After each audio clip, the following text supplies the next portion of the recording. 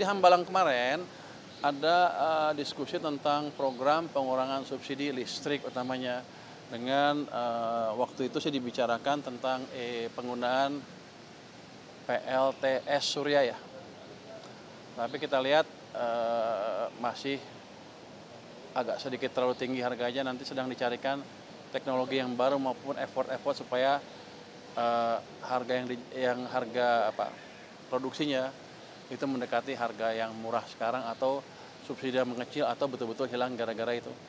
Jadi sedang dicari teknologi PLTS yang bagus dan nggak tetap kemungkinan juga memakai sumber-sumber energi baru terbarukan yang lebih murah dibanding yang ada sekarang. Jadi sedang dicari yang ada di tangan PLTS Surya, tapi masih dihitung peningkatan efisiensinya. Berarti bisa dipastikan subsidi berkurang nanti, tapi listrik di masyarakat tetap nggak naik juga. Tujuannya kan itu. Kalau ya subsidi berkurang bukan dinaikin harganya, dicari sumber penghasil listrik yang cost-nya murah. Jadi bukan lo pasti mancing ya, Anda mau mancing tuh pemerintah naikin harga. Nggak begitu, ini namanya usaha. Jahil amat. Ini buat teman jahil nih. Dari mana? Gimana?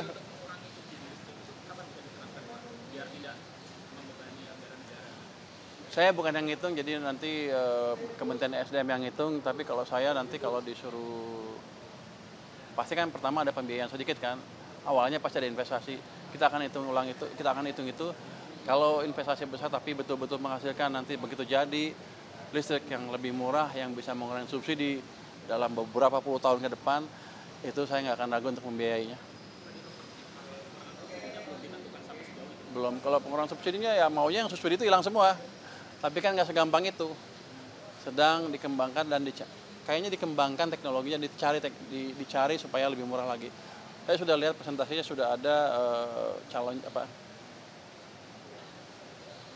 desain PLTS yang cukup baik, yang termasuk pembuatan baterai di sini dan pembuatan solar panel di sini sendiri.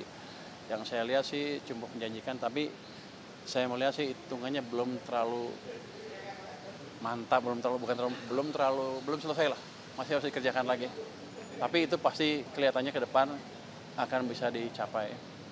Lagi? Pak, untuk RUU teks amnesti, Pak, bagaimana Bapak memastikan, ini kan usulan Komisi 11, bagaimana Bapak memastikan teks amnesti itu mungkin, karena kan saya tahu kemarin tadi Bapak sudah menyampaikan stance Bapak ya untuk teks amnesti perlu apa enggak, gitu, bagaimana memastikan ke Komisi 11 yang mengusulkan.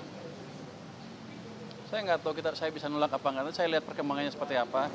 Cuman begini, kalau siap 2 tahun ada teks amnesti, itu akan memberi insentif kepada orang-orang untuk kibul-kibul.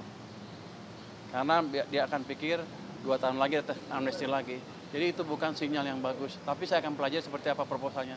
Tapi sebagai ekonom untuk saya sih tidak terlalu appropriate, tidak terlalu pas lah. Jadi yang pas adalah ya jalankan program-program pajak yang betul, koleksi yang betul. Kalau ada yang salah dihukum, tapi kita jangan meres gitu. Jadi harus perlakuan yang fair terhadap pembayar pajak. Dan kalau udah punya duit ya dibelanjain kira-kira gitu.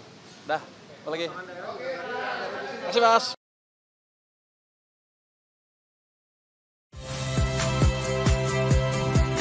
Saya Cynthia Rompas.